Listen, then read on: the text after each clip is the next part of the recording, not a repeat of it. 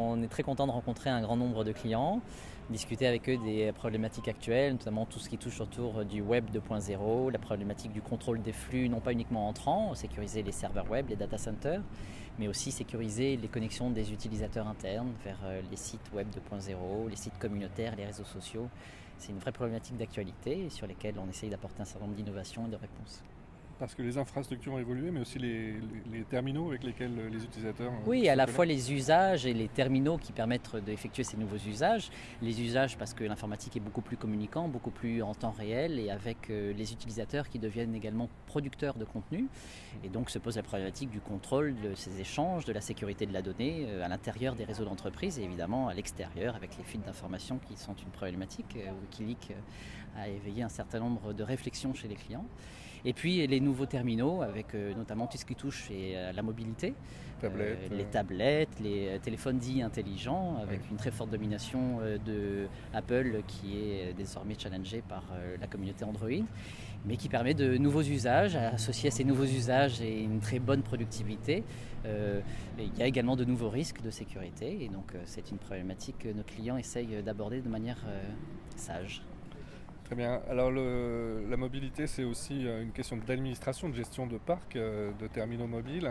Oui. Il faut gérer les OS, gérer les applications et gérer les données qui sont présentes sur ces terminaux. Absolument, et puis il faut aussi gérer un environnement qui est hétérogène par nature, un environnement qui est souvent un mélange de données personnelles et de données professionnelles sur un même équipement, avec forcément des problématiques de confidentialité différentes. L'équipement d'ailleurs n'est pas forcément un équipement qui appartient à l'entreprise, donc il n'est plus sous l'administration technique de l'entreprise.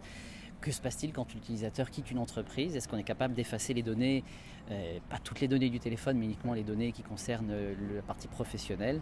Donc ce sont des domaines sur lesquels on essaye d'être très actif. Avec donc une solution qui va se gérer de façon centrale pour l'administrateur. Oui, ce qui reste assez important pour les clients, c'est d'avoir des solutions qui sont simples de manière à être déployées de manière efficace, et puis simples à administrer, ça veut dire des consoles d'administration centralisées pour faire que les équipes sécurité restent quand même à taille raisonnable, Ouais. et puis avoir également une capacité de comprendre ce qui se passe à 360 degrés sur les usages et sur la sécurité. D'accord. Parce qu'on dit que tout change au niveau aussi de l'infrastructure, mais finalement les réflexes d'utilisation, de sécurisation, les règles de l'entreprise ne changent pas tellement.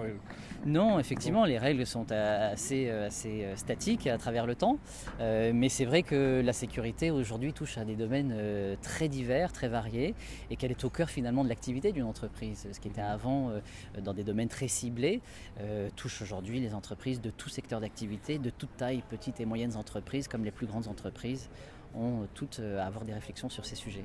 On a vu que les attaques étaient très ciblées, pouvaient cibler des préfectures, des bureaux d'administration aussi centrales, avec donc une recherche d'informations très spécifiques parfois. Oui, il y a une vraie évolution des menaces. Jusqu'à il y a quelques années, la plupart des attaques dont on entendait parler, c'était des personnes qui cherchaient une notoriété, qui cherchaient à être visibles finalement sur leurs actes et éventuellement à faire de l'argent. Il y a la cybercriminalité, on sait que ça génère plus d'argent aujourd'hui que la drogue. Par contre, on voit depuis 1 an, 2 ans, tout ce qui touche autour du cyberactivisme, où là les motivations sont beaucoup plus politiques, sont d'ailleurs parfois sponsorisées, organisées par des États.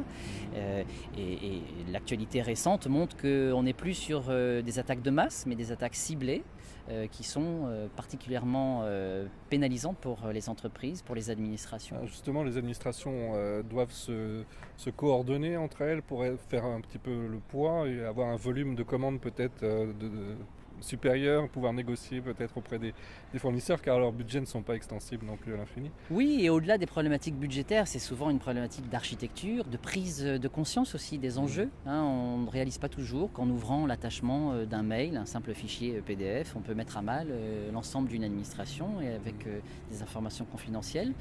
Et puis il y a aussi de la bonne gouvernance. Alors on parle beaucoup d'e-governance.